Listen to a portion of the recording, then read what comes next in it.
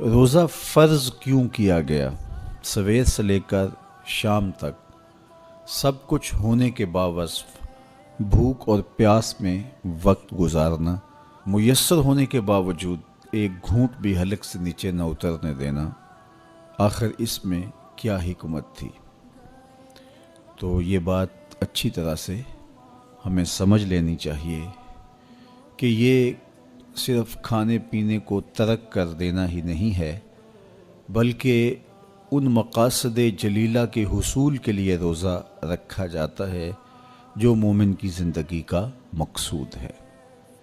اور اگر کوئی شخص کھانا پینا تو ترک کر دیتا ہے لیکن ان امور سے نہیں رکتا جن امور سے روکنا ان روزوں کا مقصود تھا، تو اس کا روزہ نہیں کہلاتا۔ میرے اور آپ کے آقا و مولا حضور نبی رحمت صلی اللہ علیہ وآلہ وسلم نے ارشاد فرمایا، جس نے جھوٹ اور اس پر عمل کرنا نہ چھوڑا، جھوٹے کام ترک نہیں کیے، اس کا بھوکا اور پیاسا رہنا اللہ کو منظور نہیں۔ اللہ کو کوئی ضرورت نہیں کہ وہ بھوک اور پیاس کاٹے۔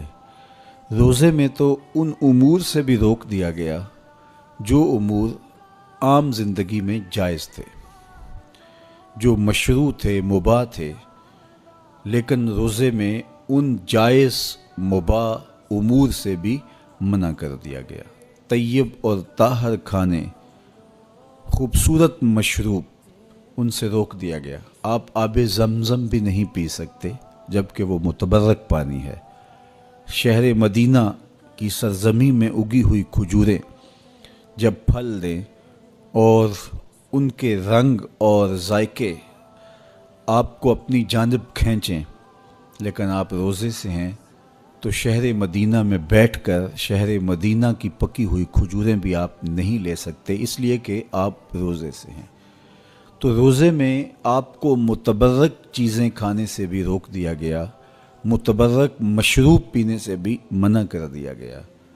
تو مجھے بتائیے، جو رب آپ کو متبرک مشروب اور پاکیزہ کھانوں سے بھی ایک مخصوص وقت کے لیے روک رہا ہے، تو جن امور سے عام زندگی میں شریعت اسلامیہ نے ہمیں منع کیا، ہمارے رب نے ہمیں منع کیا، تو اگر روزے کے دوران ہم وہ امور بجا لائیں تو پھر روزے کی مقصدیت حاصل نہیں ہوگی۔